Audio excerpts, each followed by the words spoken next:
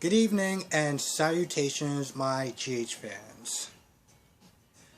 This episode was actually pretty damn interesting. Um, it was interesting. I have to sit there and say this is definitely among the better episodes so far this week, and it's actually been pretty good. I can't wait for tomorrow's episode. I can't wait for tomorrow's episode of Days. I don't know what to say. We'll start with Michael. Michael and Chase. Alright, here's the thing about Michael that is starting to just irritate me a little bit. Is that he's coming across as a damn crybaby.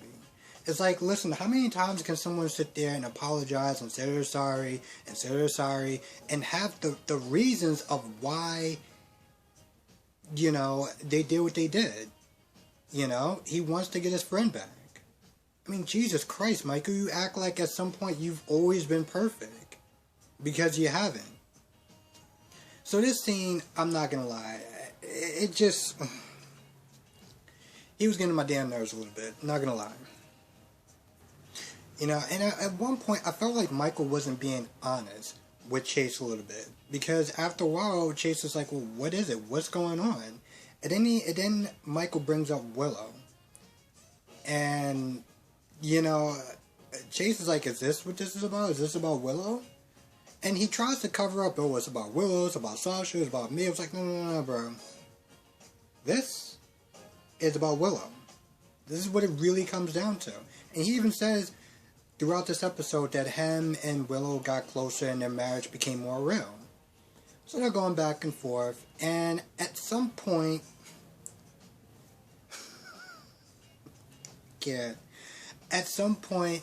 Michael's like, Chase, just shut up, just breathe.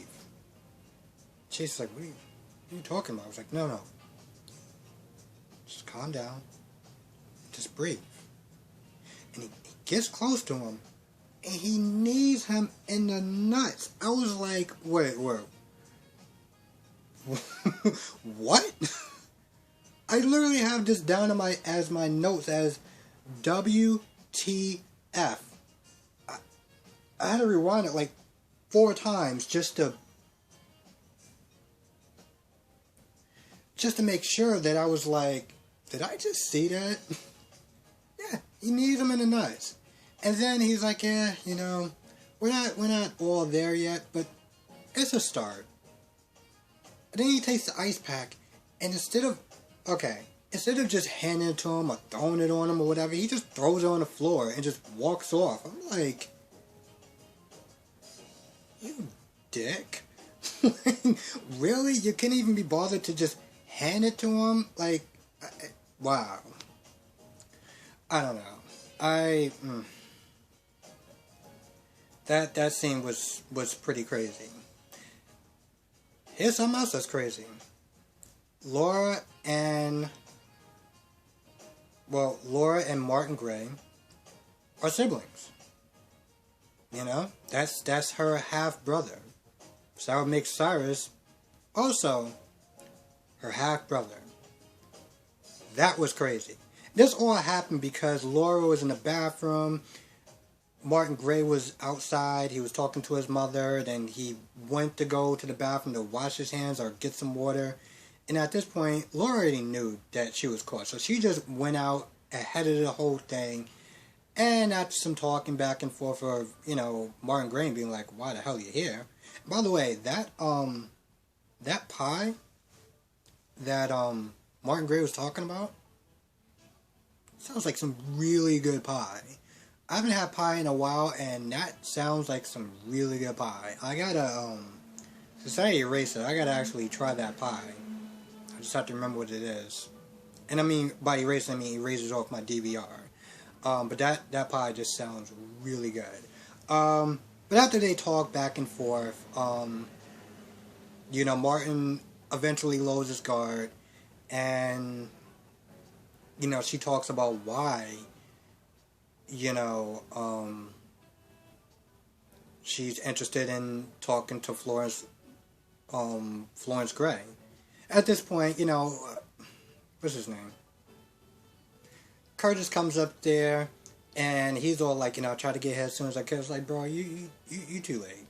You just go back to Port Charles. Make yourself useful. I mean, literally, she sends him away, and she's like, what, listen, we're good. So they talk more, and after, they find out that they're half brothers and sisters or whatever, somewhere along the lines, Laura's talking, and she's talking about why she went to go meet Florence and what's the connection to Cyrus. At this point, she doesn't know that Cyrus is Martin's brother. And then Cyrus comes up, and he's like, yep, that's my mother. So, yeah. It's going to be pretty interesting tomorrow. Gotta sit there. What the hell is my... I gotta say, it's going to be interesting. Now, that being said, what's the next thing? Oh, you know what? Man, there's so many scenes. Julian. Julian is the guy that just won't quit. Just won't quit. So he already missed his bus at this point, and this guy, wakes him up or whatever and lets him know that, he missed his bus. And they start talking, and I'm not gonna lie, this guy's negotiation skills is really bad, because Julian offers him some money to get his ticket. It's like, what do you want? You want 100? You want 300? You want 200? You want 300? What do you want? It's like, you can get another bus. Here, here's an 100. Bro, why didn't you just take the 300? Okay. So, long story short, I guess maybe because he talked about, his kids and stuff like that he decided to not really, because the ticket was only like $85. He's going to give him 100. So, it's like, alright, fine. I was like, bro, seriously? You could have just stopped at 300. But he's also looking at, him. He's like, you don't look too good. You might want to see a doctor. So, alright, maybe there are some good people out there in the world. So, yeah, anyway, he gives him the ticket. At this point, there's a guy that is at the terminal that's waiting to get orders to take him out. He gets the green light, he's about to go, he's about to take, Julian out, but the guy stands in front of him. Now, I'm surprised that the gunman hesitated, because, Cyrus, he doesn't care about collateral damage. He doesn't care about innocent bystanders. So, I guess he just didn't want it to be so messy or whatever. Anyway, I guess he shields him long enough for Jason to come in. So, after he gets the ticket, he gets up, he's about to start walking. He sees Jason. He looks at him, he walks away. And he sees Sonny. I was like, whoa. I'm sorry, you walked away from Jason like you had a choice in that matter. Like, he was just going to be like, nah, you could just go. He just walked away from me. He was just too fast. So anyway, they corner him, they start talking, and they're about to sit there and take him to the car, and that's when the gunman starts opening fire. They go back and forth. Jason takes him out because, well, Jason's a badass, and that's what he does. At this point, Julian starts to run. Sonny chases after him. Towards the end of the episode, Julian is at like a cliff or whatever. Sonny has the gun at him, the gun on him. And he's pretty much just like, end of the line. I guess at this point, what's he gonna do? Jump? At this point, I wouldn't even be too surprised if he didn't jump. Man, this is gonna be interesting. So, yeah, what else we got? What did they say? The role of Mac today will be temporarily played by yada yada yada. It was like, wait, what? And then you see Taggart, and I was like, so did Taggart just lose weight, get a smaller head, and we just plop this guy here and say, alright, he's Taggart. Cool, whatever. I mean, he didn't do a bad job, but, I felt like Taggart's been playing that character for so long that he knows how to play him to a T. And this guy did good. But you can see a difference between somebody who is doing a good job in somebody who knows the character in and out. It's like trying to replace Stephen Byrne with Billy. They had to play two different versions of Jason because Jason just plays the character so naturally. And it's the same thing with Sonny. I feel like Sonny just improvs his line. He just improvs his lines. But anyway, we got new temporary Taggart, or temp Taggart, and, you know, Mac is sent to ask him a bunch of questions. He pulls him in, you know, he's in investigation. He's in the police station. He asks him a bunch of questions. Taggart ain't budging. Taggart's like, I got a word for you. Lawyer. So at this point, really nothing that they can do. Well, nothing that he can do at this point. Now, earlier, Trina was meant to talking to Portia, and, you know, she told her that Cyrus told her that Taggart was alive. They go back and forth, back and forth, back and forth. Portia's had enough. She goes to the police station to talk to Jordan. It's like, Jordan, you need to do something. Like, now. They talk for a little bit, and then they both hear... Actually, tell you the truth, Taggart just walks out. He just says... Well, I'll actually tell you the truth, I don't know what he says. But he says something, and they both turn around, both in shock.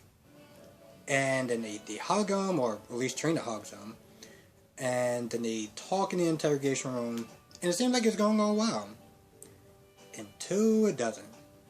Trina, being the teenager girl that she is, she takes, you know, him disappearing to protect her as, like, not trusting her. So, you know, at this point, she gets a temper tantrum, she storms off. I'm not saying that, like, she didn't have a right to be hurt, she didn't have a right to be angry, and she, in a mindset, had to get used to the idea of not having him around, and that is unspeakable. So I get her anger and I get her frustration, but the whole, you know, you didn't trust me and yada yada yada, she just storms off.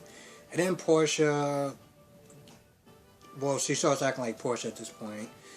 And then she follows behind, she catches up to Trina. They both look at Jordan because they know that Jordan at this point was just hiding this whole thing. Man, it's only going to get even more messier. Because at some point,